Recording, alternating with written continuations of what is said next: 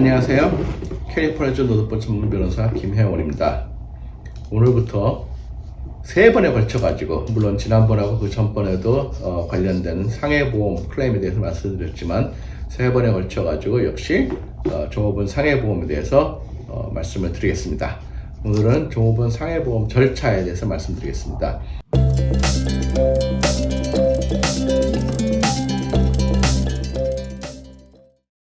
많은 분들이 종업원이 다쳤을 경우에 이걸 어떻게 해야 되는지를 모르시는 경우가 많이 있습니다.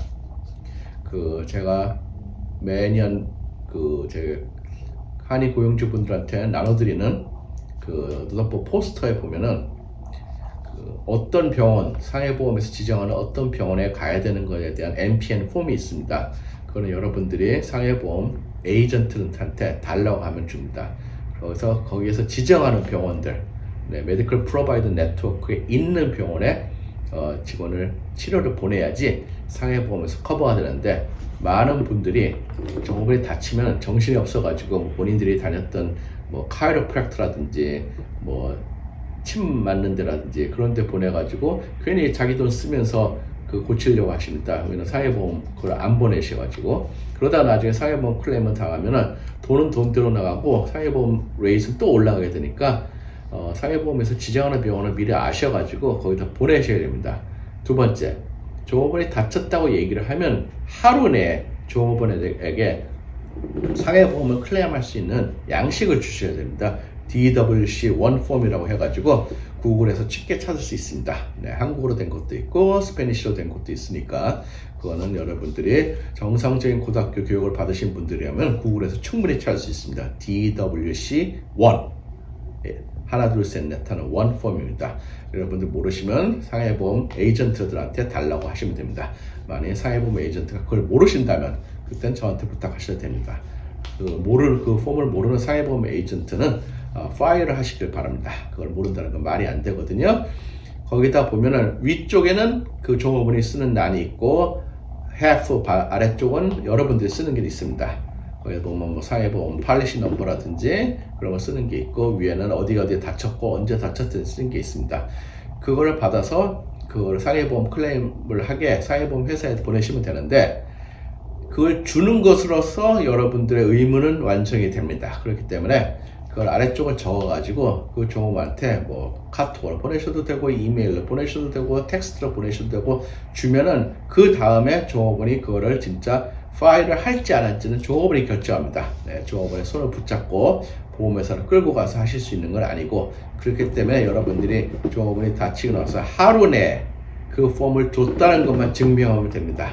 말로 하는 게 아니고 폼을 주셔야 됩니다. 적으셔가지고 거기에 적는 란이 있어요. 그럼 한국어로 된 것도 있으니까 그거 보시면 그거 적으셔도 되고, 스페니쉬로 된 거는 스페니쉬 잘하시면 그거 적으시면 되고, 영어를 잘하는 직원이면 그 영어로 적으셔도 주면 됩니다. 어렵지 않습니다. 거기 지극히 기본적인 인포메이션만 하는 겁니다. 보험회사라든지 보험 팔레시라든지 날짜라든지 그 담당자는 누구고, 그래서 주고 해야지. 그걸 많이 안 줬을 경우에는 그 나중에 네글리전스 클레임 소송을 당할 수가 있습니다. 그렇기 때문에 종업원이 다쳤으면 종업원이 상해보험 클레임을 하고 안 하고가 중요한 게 아니고 그 폼을 주고 안 주고가 더 중요합니다. 이거 많은 분들 모르세요. 그럼 양식이 있는지도 모르십니다. 이런 양식은 종업원이 상해보험 클레임을 했을 경우에 그 클레임에 맨 나중에 붙여서 와요. 그럼 그걸 적어서 보내라고 하는데 어차피 그건 상해보험에서 알아서 하니까 걱정 안 하셔도 됩니다. 많은 경우에 상해보험에서 알아서 하는데 상해보험 클레임을 안 당해보신 분은 세상이 무너진 것처럼 얘기를 하세요. 모르니까. 모르면 할 수 없죠. 그렇기 때문에 그 DWC1 폼은 일단 하나를 카피를 해놓고 프린트아웃을 해놓고 거기다 아래쪽은 대강 폴리시 넘버 같은 거는 적어 놓으시는 게 나아요. 왜냐하면 나중에 종업원이 다치고 그러면 정신이 없어가지고 뭘 해야 될지 모르시는 경우가 있거든요. 더구나 종업원이 중상을 입었어요. 예를 들어서 앰뷸런스에 실려갔거나 이머전시 룸에 갔을 경우에는 그거는 여러분들이 칼오샤에도 보고를 하셔야 됩니다. 그랬을 경우에는 칼오샤에 보고 안 하면 그것도 벌금이 나와요. 그렇기 때문에 종업원이 다쳤을 경우에 여러 가지 해야 되는 게 있기 때문에 그건 미리 알고 준비를 해 놓으시면 좋습니다. 많은 경우에 상해보험을 클레임을 처음 당해보시는 분들이 있어요. 처음. 그것뿐만이 아니고 직원이 다쳤는데 상해보험 클레임을 하라고 안 하시는 경우가 있어요. 왜냐하면 상해보험 에이전트들이 그 상해보험 클레임 하면은 괜히 상해보험은 레이트만 올라가고 그러니까 하지 마세요 라고 잘못 조언을 해주시는 경우가 있습니다.